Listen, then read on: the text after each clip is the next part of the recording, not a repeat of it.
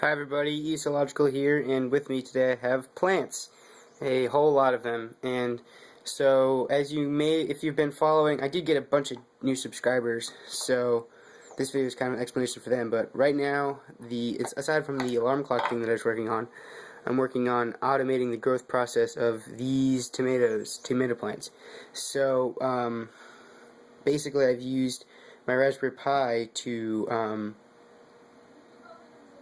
sense the relative moisture by taking two non-galvanized nails and splitting voltage between them and reading that with an analog digital converter, and a bunch of other sensors like relative light and temperature to automate the growth process. So basically it'll turn on a pump if the plants need water. That's essentially the depth of it, but there's a lot of cool data transfer stuff that goes on as well, like I'll just show you. So the Raspberry Pi is this is my test bed one, but the actual one that this program is running on is outside. Wait, actually, I'll show you that too. It's running in the guest shed cottage thing out there, but over Wi-Fi I'm VNCing in and editing the program that way, and it works pretty well. It works surprisingly well for what I need to do. So let's focus on this logo because it likes to focus on this logo more than it does my actual screen. So basically the development process is pretty cool. This is the first time I've worked with external APIs, and I'm kind of enjoying it. It definitely is pretty inspiring to see that how easy this stuff is. I can get this to focus on anything, but I can't seem to. So, but it's pretty cool. Definitely not as hard as definitely not as hard as I thought I was going to. It was hard for a while getting Flickr to work, but that was just one of the APIs that I was using. And well, this is more focus. So essentially, you're gonna be able to see this in the blog post, this program here. But essentially, let's run it. So what it does is it takes every hour that the program's running, it reads four of the. Actually, I've got one right here. It reads four of these sensors. I've got it on my witness. So every hour, it pumps a current between these two probes, and you can see this is one of the early models before I had a transistor in place to stop the current from happening all the time. But it pumps a current between these two probes and measures the amount of flow between them, and it spits back a value for that. So I can get relative, because the more water's in the soil, the more it'll flow, and as it gets drier, like this is very dry soil in here, as it gets drier, less and less electricity will flow.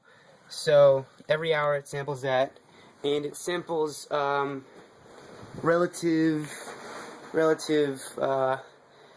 light using an LDR, and it senses absolute, or close to absolute temperature. So this is a temp sensor right here, which you can't see because of autofocus, but there's a temp sensor there. Let's see if it'll focus on my finger. Come on, whatever. And a temperature sensor right there. So it does those two things. So now the program, if you can read that, it says render start. Oh, there we go. So it also completed the render. Oh, jeez. So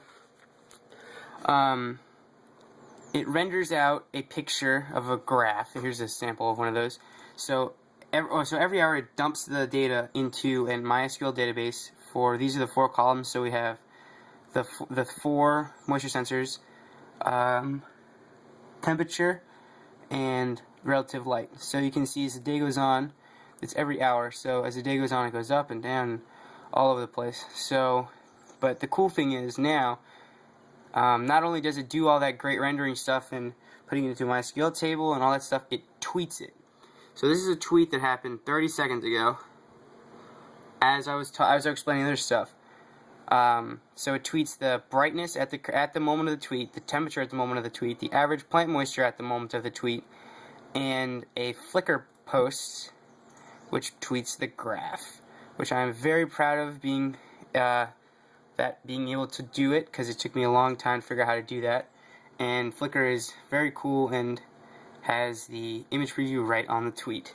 So that's pretty much it. The blog post will explain a lot better than I just could have that stuff, and you'll be able to see the source code, and I'll leave the PHP file that renders the graph. But what I'd like to do from here is somehow render, because I'm pretty sure I'm using pchart to render the data. I'm pretty sure pchart will let you insert external images, and the Raspberry Pi camera is really cool. And if I could get a picture, if I could tweet a picture or capture a picture at the moment that the tweet happens, that would be really cool, because that could be, and like build it into this picture instead of having to tweet two pictures, maybe render it all in under one. If anyone knows if that's possible with pchart, which is the program I'm using to render, please leave a comment. But other than that, thank you for watching, and thank you for all my new subscribers. I got a big feature on Hackaday and on Lifehacker, which has resulted in a lot of new subscribers. So hopefully you'll stick around, you like this kind of Raspberry Pi stuff, and leave a comment letting me know what you think. Also check out the blog post in the description, and I'll catch you later.